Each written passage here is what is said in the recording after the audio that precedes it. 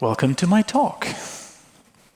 So I'm here to give you a little insight into what actually happens underneath the hood in Kotlin native when you create an object.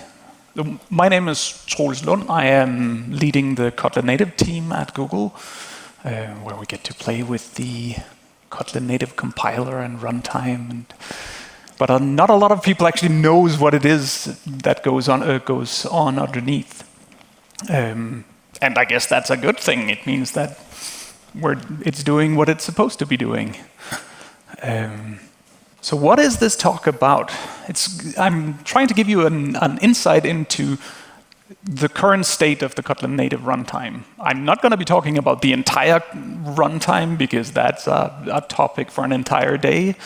It's mostly going to be about the memory management. A little bit of explanation of why it is the way it is, and what you can do with it, a few of the knobs and dials that you can turn to make it perform different in different circumstances. What this talk is not going to be about is cutting-edge research. All of this is description of what is going on in Kotlin native right now.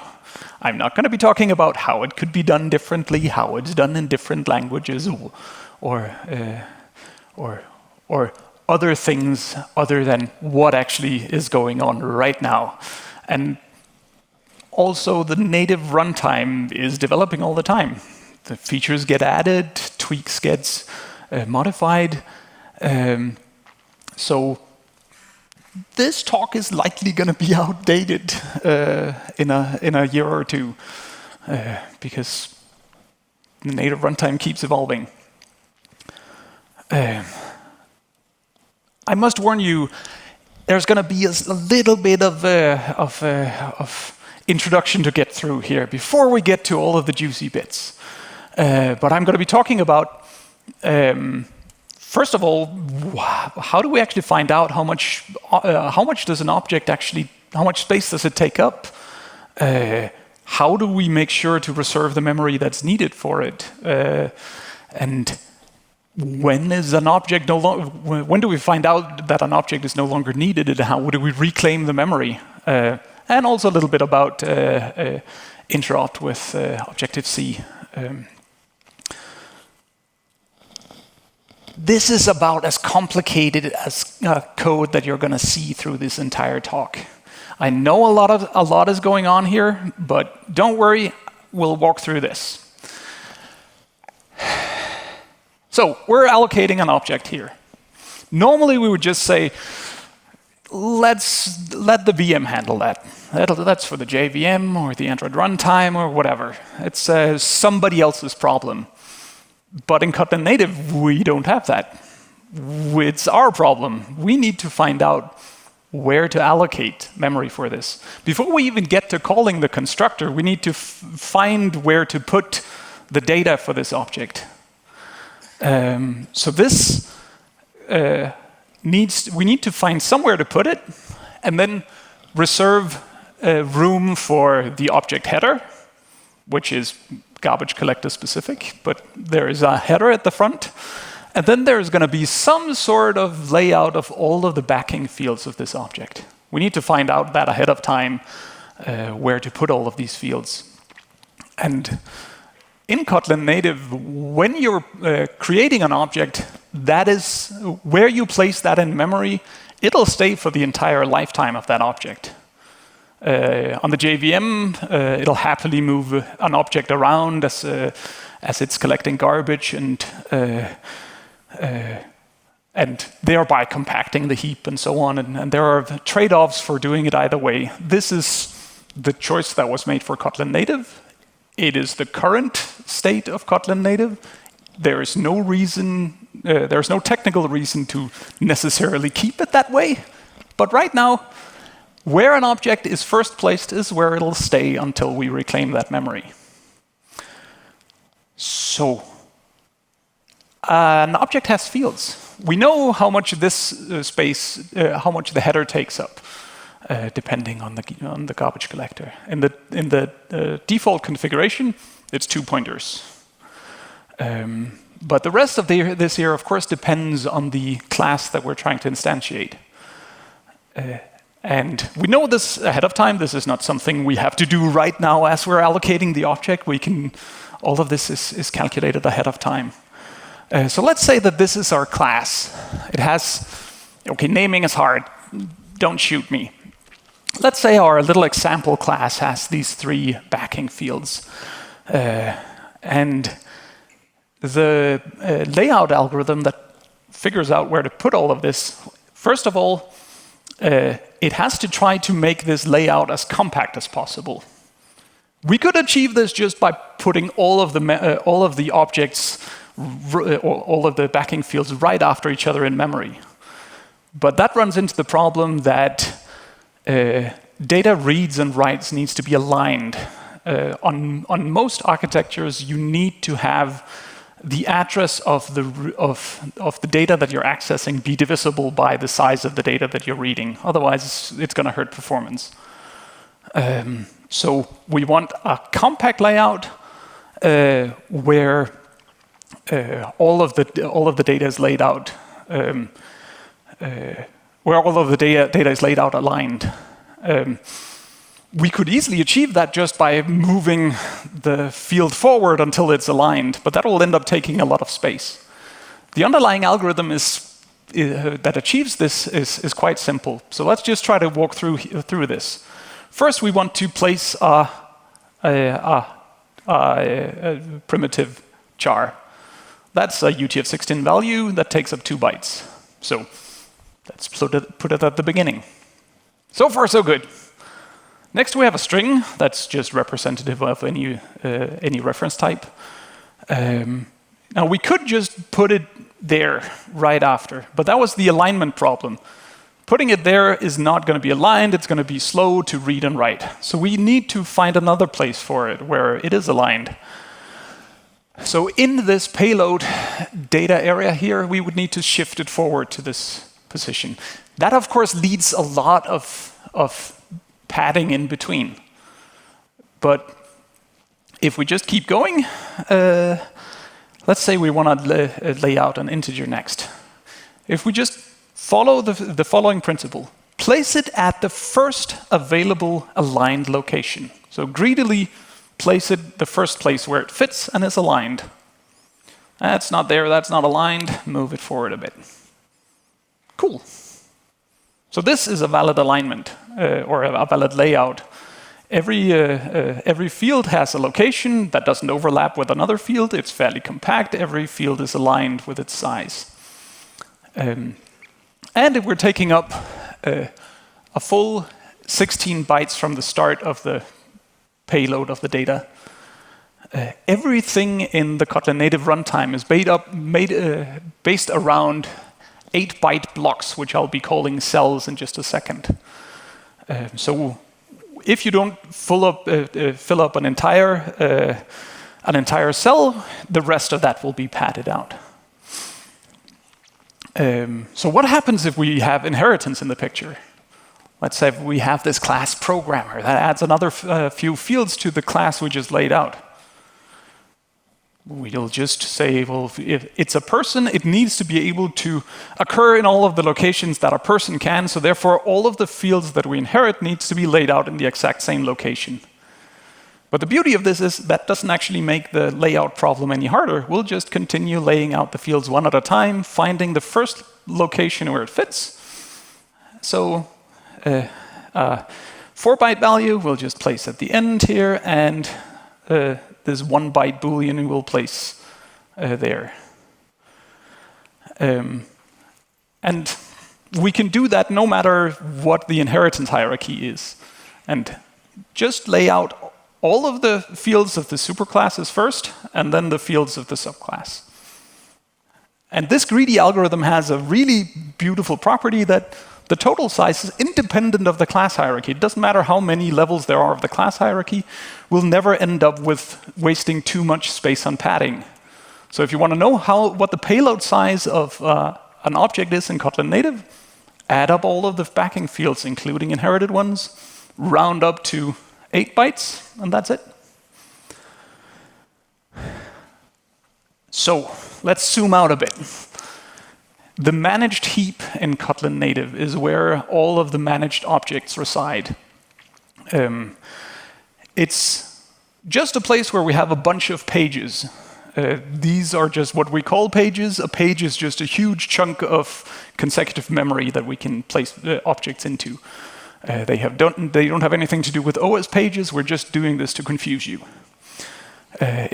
We organize everything around pages, and this is the unit of coordination between the different threads.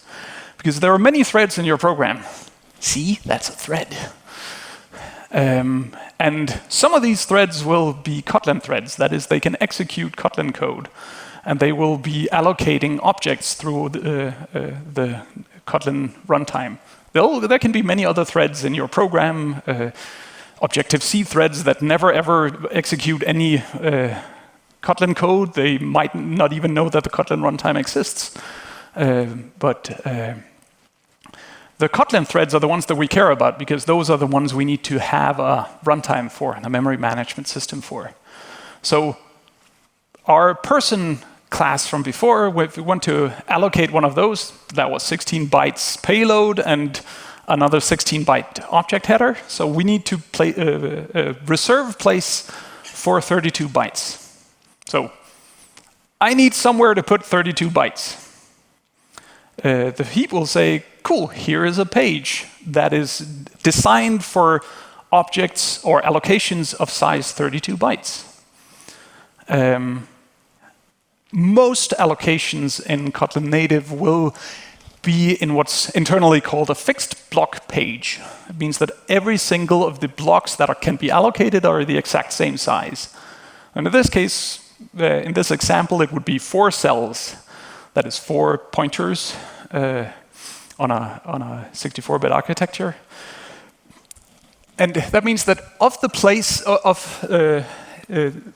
apart from the page header, the rest of the page is just chunked into equally sized blocks that can be allocated individually. At any point in time, some of these will be used, that is, they have an object allocated in them, and some of them will be free for allocation. The way we check whether, or the way we keep track of where to allocate the next object is through a standard trick called free list. So we just have a pointer to the first free memory, or the first free block. So the next object that we allocate is going to go into where that free pointer is. But that, of course, doesn't. How does that keep track of everything else? Well, I have a pointer to somewhere where there is available memory. So I'm just going to store the next free pointer in that free memory cell. And so on and so forth. I have a long list of all of the free cells in this page. If I want to allocate into this page, I just say, well, the first free cell I'm pointing to, read out where the next cell is, and then move my free pointer forward. And now I have this here. I need to zero it out, because before I hand it over to Kotlin, I need to hand over zeroed out memory. The entire page here will in general be mostly empty. We get it emptied from the OS. We'll just need to zero out that single pointer that we're using for the free list. So it's a single write before that. And I can't actually remember if we've optimized that away because it gets overwritten by the type pointer. Anyway, never mind. Now we've created a free space of memory that we can hand back to the Kotlin thread that asked for it. So we can put our person object here. And the page is ready for another allocation later on.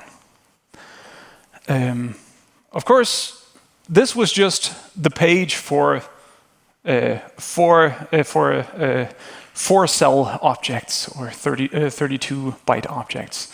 If this Kotlin thread needs place for a 48-byte object, it'll get another page.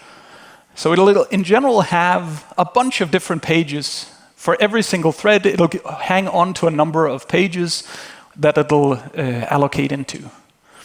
Of course, at some point, it might be that, that some of these pages get full, and they'll just say, I need another one for this. And every single thread here will be allocating stuff. And they will be requesting pages and filling them up and swapping them out. I don't know if you can see the problem here. We're currently only allocating. At some point, we need to also clean up a bit. A garbage collection will be triggered. This generally happens when the total number of allocated objects reaches a predetermined limit.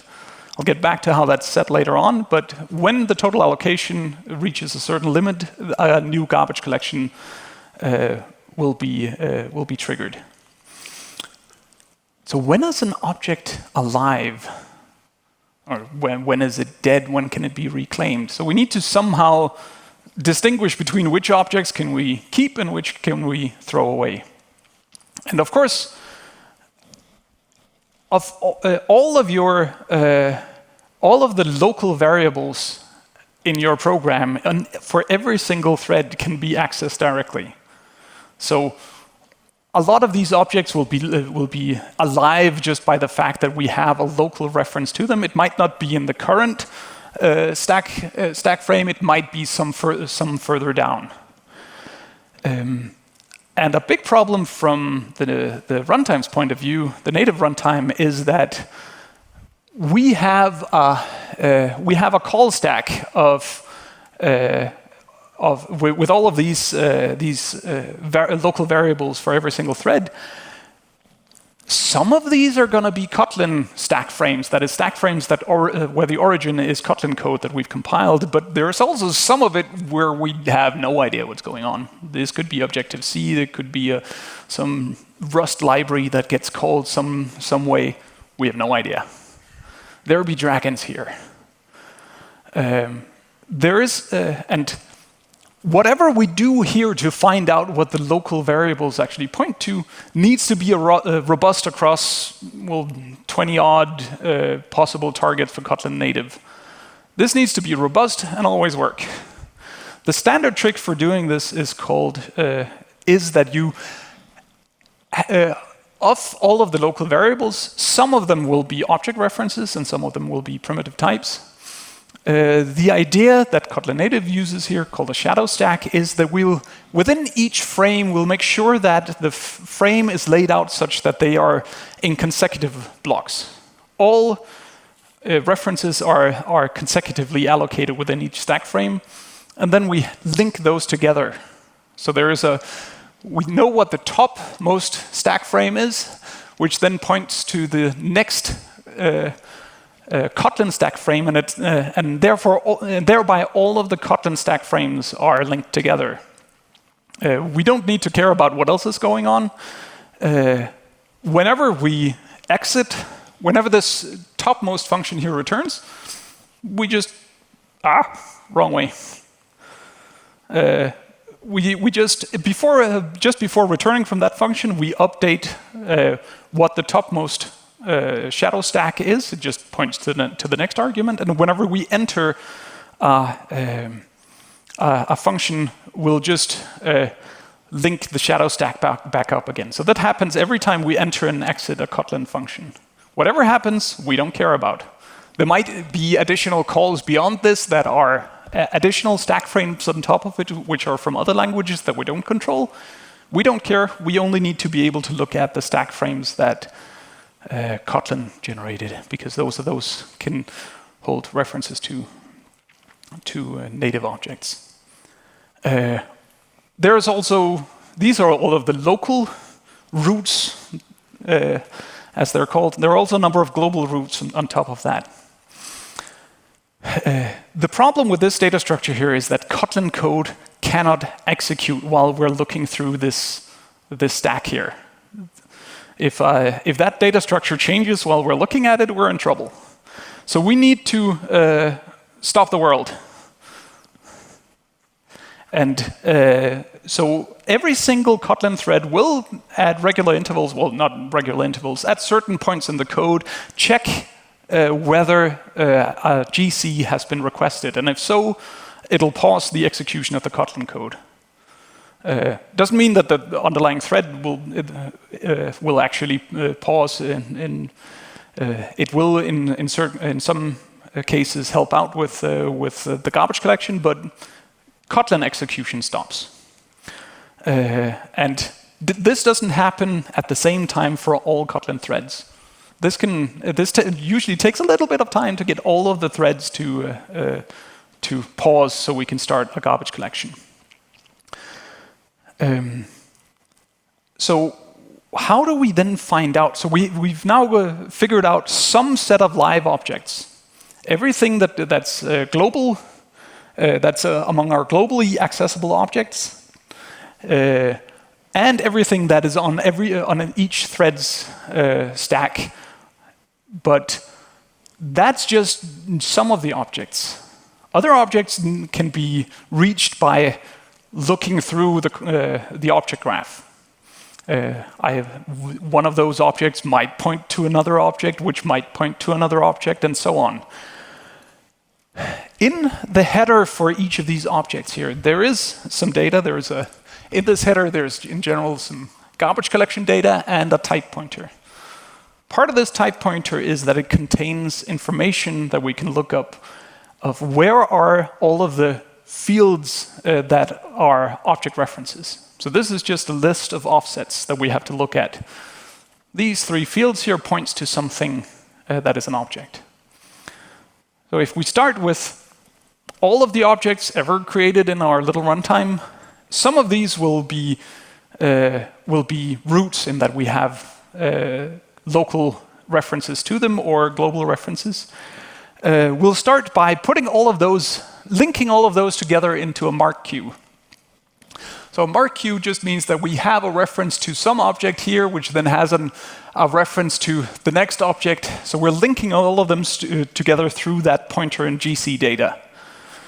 And when we know that all of these objects are alive, we want to know which objects are alive because of these objects. We need to explore this out. So we'll pop out an element from this stack. Yeah, and algorithms and data structures person is going to kill me for writing mark Q because it is a stack. But we now pop off an element there. We know it's alive. So we just need to follow what can we reach from that live object. And then we'll add those to our mark queue. And we'll pop off the next element and see where we can go from there. And the only thing we need to know is that if this points to something where that already has a, let's see, yeah, this one here. When we pop off the element of the stack, we don't clear the reference. So if we look at this is when the process terminates, we still have all of these pointer values. But what's more important is that if it doesn't have a pointer written in this GC data field, if that's 0, it means that we can't reach it. It's dead. We can reclaim it.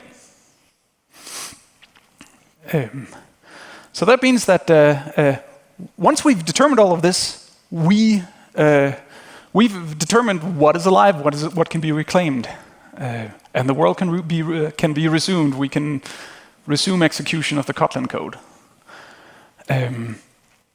The problem here is that all of the pages here are now left in an inconsistent state. They contain live objects and dead objects and so on. They're not ready for allocation. So even though the world resumes, we still need to get these pages back into a consistent state. So the GC thread will go through all of these pages one at a time and will then sweep through the page. It will look at every single object one at a time and say, do you have a 0 in your GC data header or not? If you have if it's non-zero, it means that you're alive, you get to live.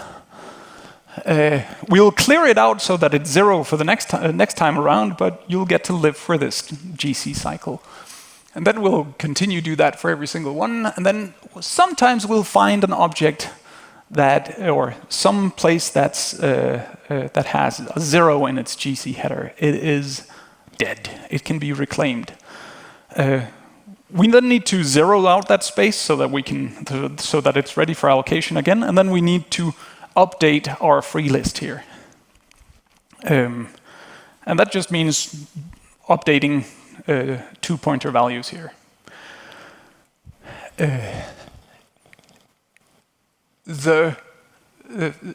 There's a slight subtle thing here that we're expanding slightly on what's normally a free list. Notice here that this free list always points forward.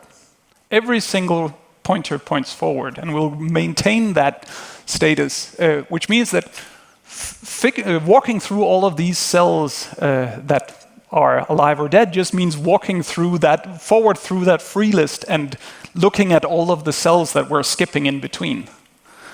So we know that from here to the next point where we're pointing to, all of those in between needs to be examined. So we'll just move forward, say, oh, that's also free, clear it, update the pointer, and we're done. By looking at, well, in general, all of the cells of the page.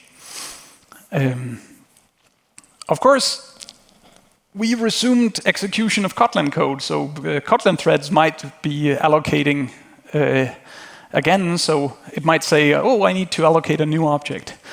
But it's fine for it to then get a page where it's just being told, you need to sweep this first. But that means that the Kotlin thread will just do that before it starts allocating into it. It's a relatively cheap operation to do, and it means that the GC will be finished quicker. So, sweeping is done. Everything is back to normal. All of the pages are ready for to be allocated into again.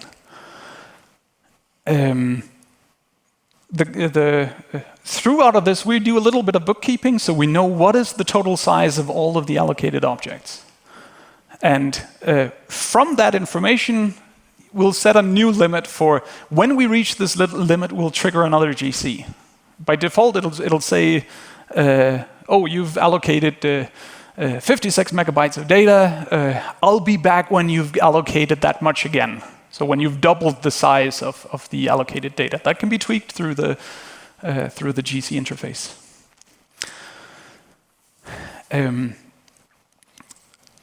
One problem here with the default setting of the Kotlin native runtime is that the world actually has to freeze for quite some time. Where Kotlin threads don't execute anything, this can cause jitter and all of things. So first, garbage collection is triggered. We need to synchronize and pause all of the threads. Then we need to walk all of the, we need to gather all of the GC routes. Then we need to explore the object graph, and this can take quite some time. For if you're using a lot of memory, that might end up being taking you seconds to complete.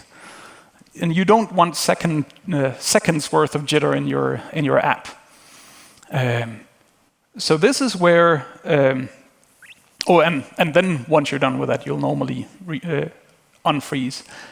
This is where concurrent mark and sweep comes in, which is a new GC, still experimental, but it is on its way to become the default. At Google, we are using this in production already, and it is fixing all of our problems. It is still technically experimental, but I would highly recommend everybody to just use it, because then we find out if it truly works. But the whole idea is that the only thing we do before we unpause the world is we will gather all of the GC routes, but not explore the object graph itself. So the garbage collection thread will keep looking through the we'll keep looking through the object graph as Kotlin resumes. This causes all sorts of problems. Because now the object graph changes as it's being explored. That's where, again, a standard trick. We're not doing cutting-edge research here. This is a trick called snapshot at the beginning. It means that once we've started a marking, we say everything that is alive at the beginning of a GC cycle will stay alive. And of course, if we create new objects, they will be marked alive as well. The way this is achieved is by making what's called a write barrier. That is, whenever we want to write to, whenever we want to change the object graph here, we are writing to a field of some object somewhere. Before we do that, we just make sure that, if we're actually in the middle of exploring this object graph, add it to a local mark queue, remember it for later, and then it'll be kept alive. Yeah. So this is amazing. This can do all sorts of things. I'll get back to this in just a second. Just quickly want to mention Objective-C. Because Objective-C uses a different garbage collection strategy. It uses reference counting. We need, and Kotlin native objects make its way into Objective-C, and Objective-C objects make it into Kotlin. And these two worlds, they need to coexist. We need to have these GC strategies cooperate. So when we export a Kotlin native object to Objective-C, we need to make sure that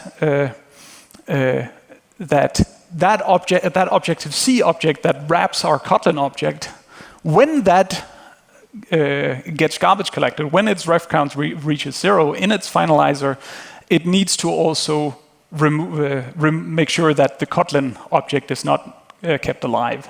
The way this is done is whenever a Kotlin object makes it across the interop boundary to Objective-C, we add it to the set of global roots. And when the Objective-C wrapper is destroyed, we remove it from the global roots. On the other hand, when we have an Objective-C object that we export to Kotlin, the Kotlin wrapper around that Objective-C object, when that gets garbage collected, now I'm starting to add stuff to what happens when an object gets garbage collected. That's not going to cause any problems ever. In its finalizer, it'll decrement the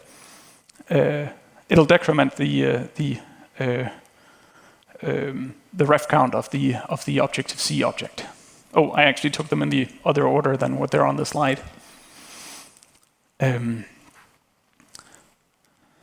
And importantly here, a problem that we haven't solved is that in Objective-C, you need to be able to handle cycles in the object graph.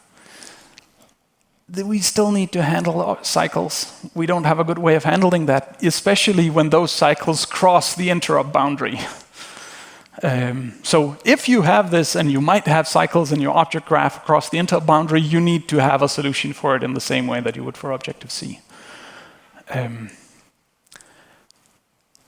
So I had this pretty picture here that I left a lot of space into, because this is not really how things work.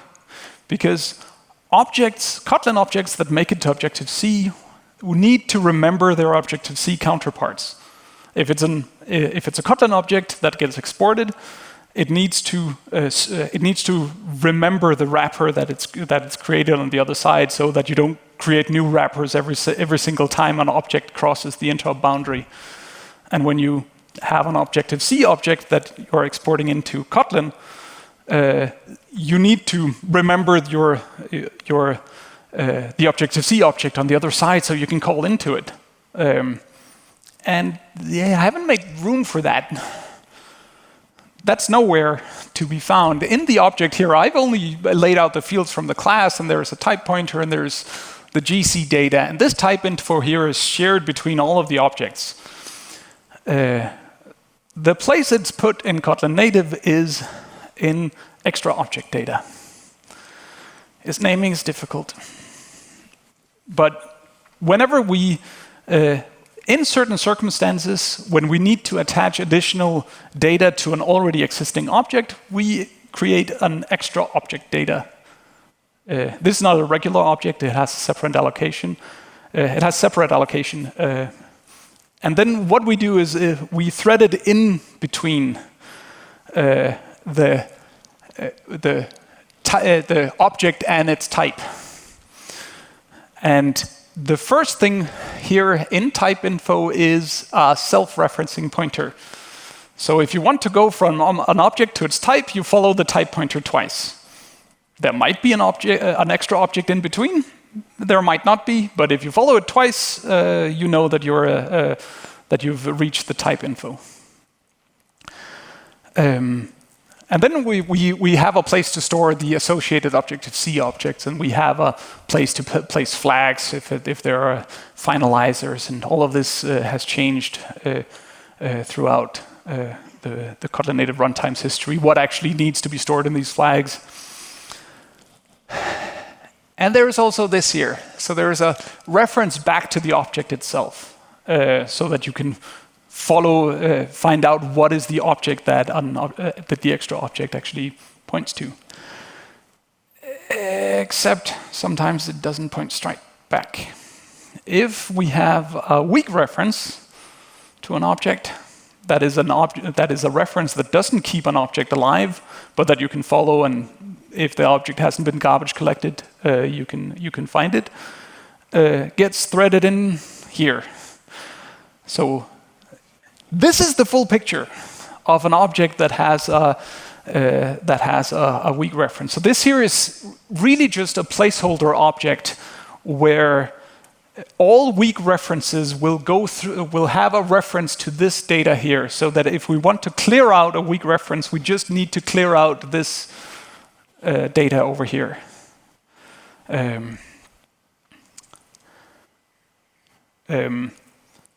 Weak references need to be cleared out in a timely manner, and this happens independent. So for both the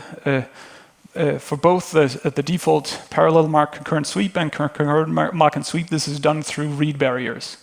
So whenever we want to read the contained value of a weak reference, if we can see that the GC is still marking, that can only happen in concurrent mark and sweep, we just need to make sure this object stays alive, add it to our local mark queue. We've now looked into an object or a weak reference. If we're sweeping and the referenced the reference object has not been marked, we might actually know where the object is, but it's important that we do not resurrect it. At this point, it has to be garbage collected, so we'll mask out the value with null. Otherwise, we'll just dereference it. So this happens whenever you read a weak reference. As I said earlier, this is a snapshot of small part of the Kotlin native runtime. It is what's happening right now. Details change all the time. Features get added. Stuff evolve. This might get outdated in a year or two. But now you got a peek under the hood of the native runtime. Any questions?